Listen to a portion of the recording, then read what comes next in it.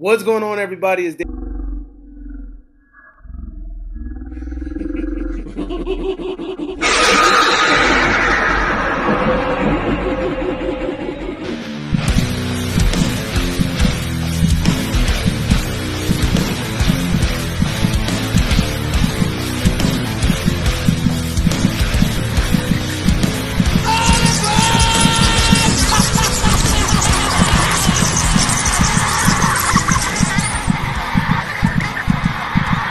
What's going on, everybody? It's Davey from the 80s, and you are now entering the Cinema Chop Shop, so park your ass right there.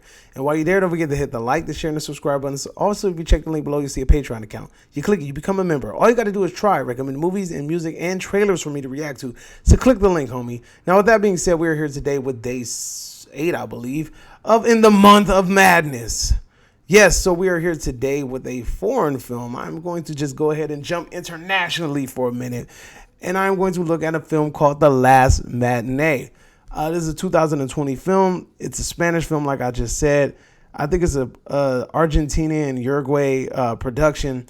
And the synopsis of the movie goes a little bit like this. Now, this movie takes place in a movie theater, I think in the 80s. These kids are going and seeing like some freaking cult classic Frankenstein monster looking movie and shit. And it kind of reminds me of like those Hammer type films. Like, it looks like a Hammer type Frankenstein movie. What ends up happening is this weird, crazy motherfucker who looks like he's eating olives at the beginning of the movie. It's just sitting there, sitting in his car with a poncho on. He walks into the movie theater with his little briefcase. We see the interaction between the ticket taker or the freaking, the dude that comes in the movie theater with a little flashlight checking on everybody. And you just see him and his interactions with different people. You know, the old dude that wants to be cheap and sit in the movie theater all day, the kid that snuck into the movie, the teenagers that got drunk and went to go see a movie, the chick that gets stood up, the couple going out on a date. And then the main idea of the movie revolves around the projectionist. The projectionist is an older man, and his daughter comes to make sure that he gets home safely. So she's like, I called you a cab, go home.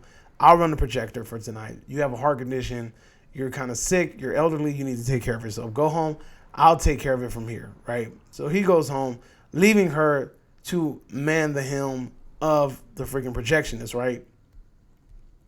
Long story short, what ends up happening is that little weird figure dude that was walking in, the one that was eating olives and shit, looking all suspicious, that mofo was walking around the room going row by row, low-key killing people, right? He's picking people off one by one. Now when you're really thinking about it, in real time, the likelihood of that shit happening is like slim to none, because somebody will scream, everything happening, like the seats are arranged in such a manner where you could kind of overlook the whole show. So it's like you have to literally start from the last row and like work your way up, and it's like it's done in such a way where it's just like, I mean, they do it where they try to explain how people were able to like not see it, or they try their best to like kind of like cover the plot holes, but at the same time, this is a horror movie, whatever. This is a 2020 movie. The movie tries to capture the essence of the 80s. The soundtrack is banging, very synthy, very dark synth vibes going all the way. It kind of reminds you of like everybody's just like kind of catching that Stranger Things vibe with the soundtrack. The synth wave is returning, and I love synth music, right? The killer, row by row, kills people. Although to me, the kills could have been a lot better. They're not really super original. They're not like eye popping and shit like that. They're very, very basic. It doesn't get kind of like gruesome until towards the end, where you have the showdown between the final girl and the killer.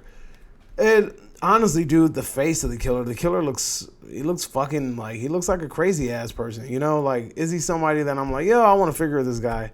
Probably not. It's not something like that, but I definitely can see this man getting multiple movies made for him if he didn't get killed off in the movie. The man dies in the fucking movie, so obviously,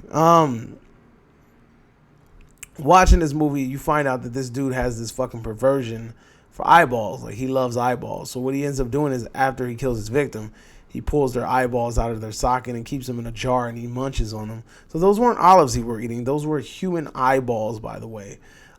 This movie is fucking fantastic for a foreign film. Shit kept me on the edge of my seat, kept me entertained. Soundtrack was banging.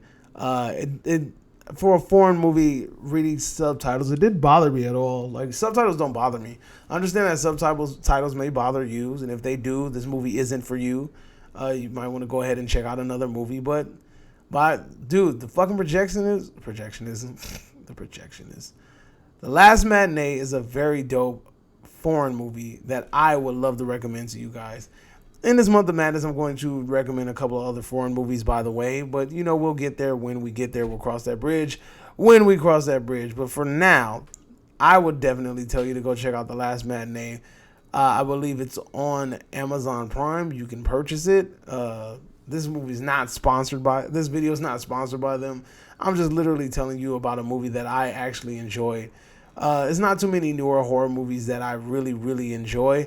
But, that movie really gave me like that kind of 80s slasher vibe. And I was digging that. I liked it very much.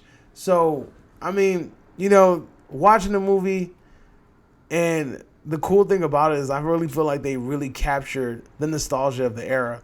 Like the gritty, grimy, Hammer-esque Frankenstein movie that they were watching. The fact that, you had these kids chilling and the things that they're saying and doing. And, it really, really captured the whole 80s vibes. And it really made me feel like I'm watching a fucking 80s movie. A typical 80s movie, minus the stupid fucking dialogue, minus the stupid fucking cheesy acting, minus the stupid fucking plot holes and shit. This movie did a really good job at keeping me entertained, and I enjoyed it a lot. So why don't you guys go ahead and purchase that ticket for The Last Matinee and check it out your damn selves. Now, you are exiting the Cinema Chop Shop. I hope you guys are having a fantastic day on my Month of Madness segment. And I'm coming back tomorrow with some more heat. Adios, homies.